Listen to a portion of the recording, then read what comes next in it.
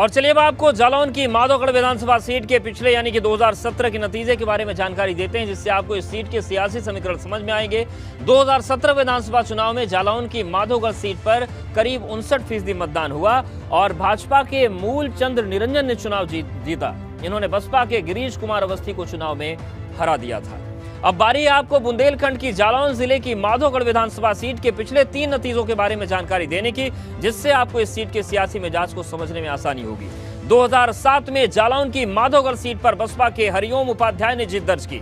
वहीं 2012 में इस सीट पर बसपा के संतराम कुशवाहा ने जीत दर्ज की थी, जबकि 2017 की मोदी लहर में इस सीट पर भाजपा के मूलचंद निरंजन ने जीत दर्ज की, जो कि मौजूदा विधायक हैं। तो ये माधोगढ़ का चुनावी इतिहास हम आपको बता रहे हैं। अब बारी है बुंदेलखंड के जालौन जिले की माधोगढ़ विधानसभा सीट के उन सियासी कद्दावर चेहरों के बारे में जानकारी देने की, जो कि 22 के विधानसभा चुनाव में अपनी मजबूत दावेदारी पेश कर रहे हैं और अपनी जीत का दम भर रहे हैं। इस कड़ी में पहला नाम आता है मौजूदा विधायक मूलचंद निरंजन का, जो कि 2022 के लिए भी मजबूत दावेदारी पेश कर रहे हैं। दूसरे नंबर पर केंद्रीय राज्य मंत्री भानु प्रताप सिंह, जो कि दावेदार तो नहीं है लेकिन इलाके में इनका बड़ा प्रभाव है। तीसरे नंबर पर बसपा से पूर्व विधायक संतराम कुशवाहा हैं, जो कि फिर से दावेदारी पेश कर रहे हैं। वहीं चौथे नंबर पर सपा के आरपी निरंजन है, जो कि मजबूत दावेदार माने जा रहे हैं। और अब बारी है आपको जालौन की माधोगढ़ सीट के सियासी कद्दावर चेहरों के बारे में सिलसिलेवार ढंग से जानकारी देने की, जिससे आपको इनके सियासी रसूख और ताकत का अंदाजा लगेगा। और इस फहरिस्त में पहला नंबर आता है मौजूदा विधायक मूलचंद निरंजन का। मूलचंद निरंजन 2017 में माधोगढ़ सीट पर चुनाव जीते और भाजपा के मौजूदा विधायक हैं।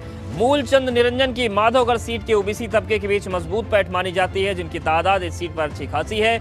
मूलचंद निरंजन की माधोगढ़ सीट के सवर्ण तबके के बीच अच्छी पकड़ है, जिसकी बदौलत ये 2022 के लिए मजबूत दावेदारी पेश कर रहे हैं। अब आपको जालौन की माधोगढ़ सीट के दूसरे सियासी कद्दावर चेहरे के बारे में बताते हैं, जो दावेदारी तो नहीं पेश कर रहे लेकिन इलाके में भाजपा का एक और बड़ा चेहरा है, और ये है भानु प्रताप सिंह।